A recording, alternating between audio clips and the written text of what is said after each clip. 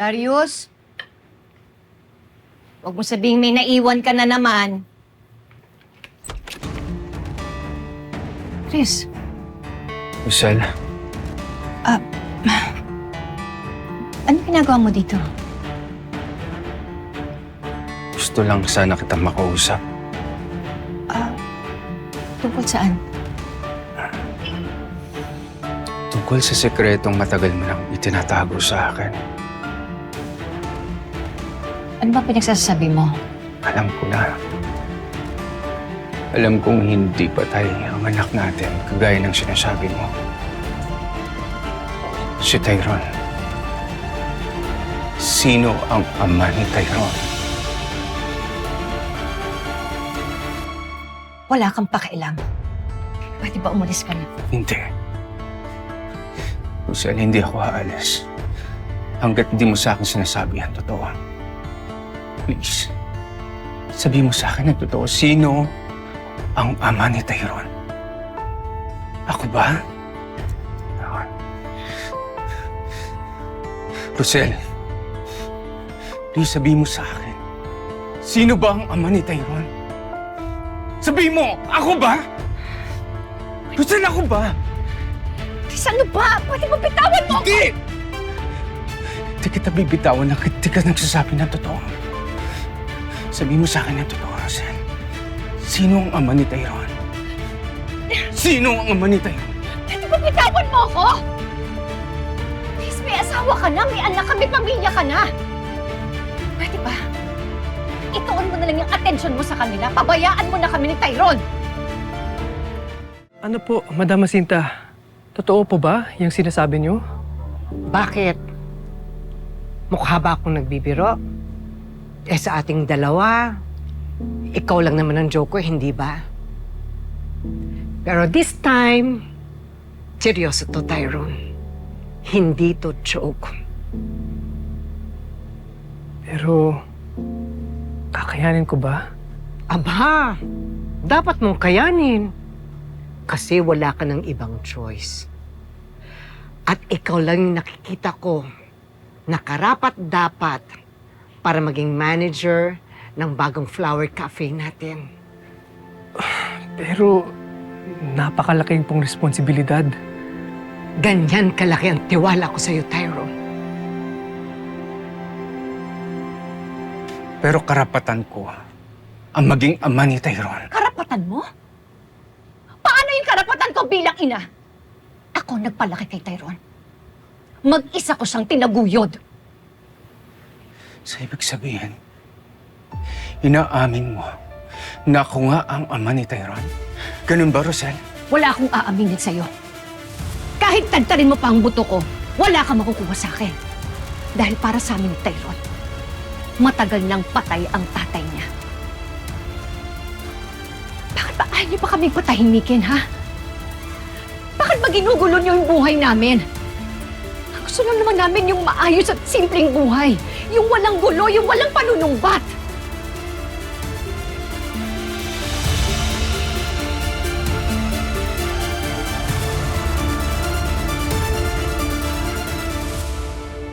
Ate Bea! Ate Bea! Napakawalang nga talaga yung Kuya Chris mo. Ate, chill. Mukhang nag-uusap lang naman sila, oh. Tsaka, baka may makakita na sa atin dito. Tumigil ka nga, Nika. Nag-uusap pa rin sila. Mali pa natin kung anong pinag-uusapan ng mga yan.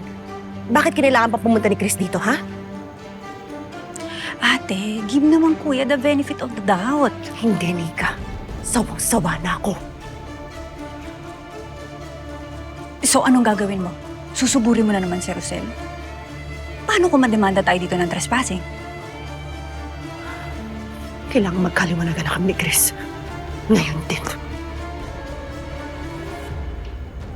Wala naman akong balak manggulo. Wala rin akong balak na agawi si Tyrone sa'yo. Ang gusto ko lang yung katotohanan. Rosel, please. Please, Ang gusto ko lang, kilalanin mo ko bilang aman ni Tyrone. Yun lang. Nakikiusap ako sa'yo.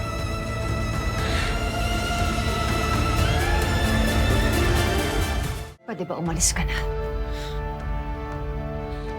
Umalis ka na! Pwede ba umalis ka na? Please, Rosel.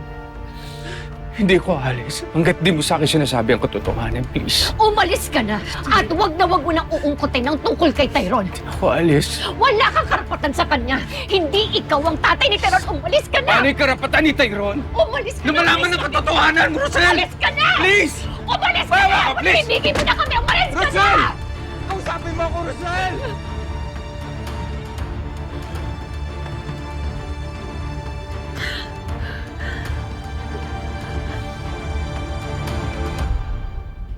Madam Jacinta, maraming salamat po. Pero sana, hindi po ako mabigo. Wala namang perpektong manager. Basta ha, kailangan ibibigay mo yung best mo. Kasi Tyrone, marami pa akong plano para sa'yo. Mas higit na malaki kesa sa inaakala mo. Anong plano po?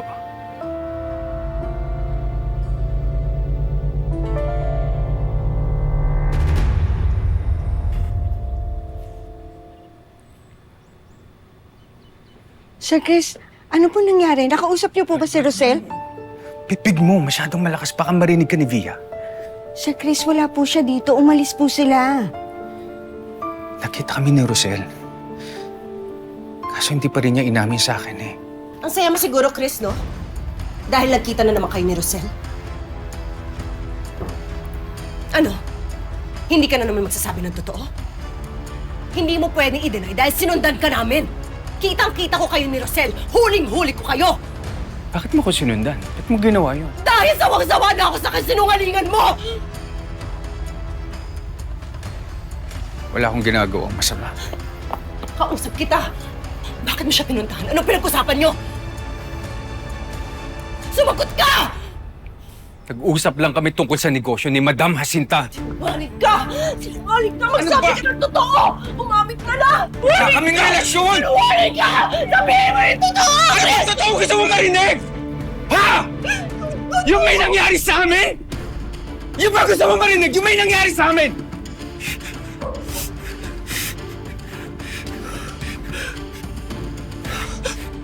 Isang gabi may nangyari sa amin. Nakalimot kami.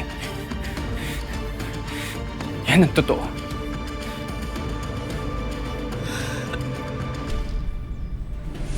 Meron sana akong gusto sabihin sa'yo.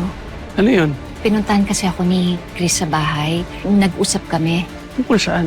tungkol kay Tyrone. Si Chris, lumapit kay Tyrone. Unahan ka niya at siyang magsabi ng katotohanan kay Tyrone kung ano yung totoo na anak mo siya. Nay! Nay! Oh, anak! May ibabalita po ako sa inyo. Tahimik! Tahimik! Sandali, sino ba kayo? Bitawan niyo kami! Ano ba kailangan niyo sa akin? Nanay ko!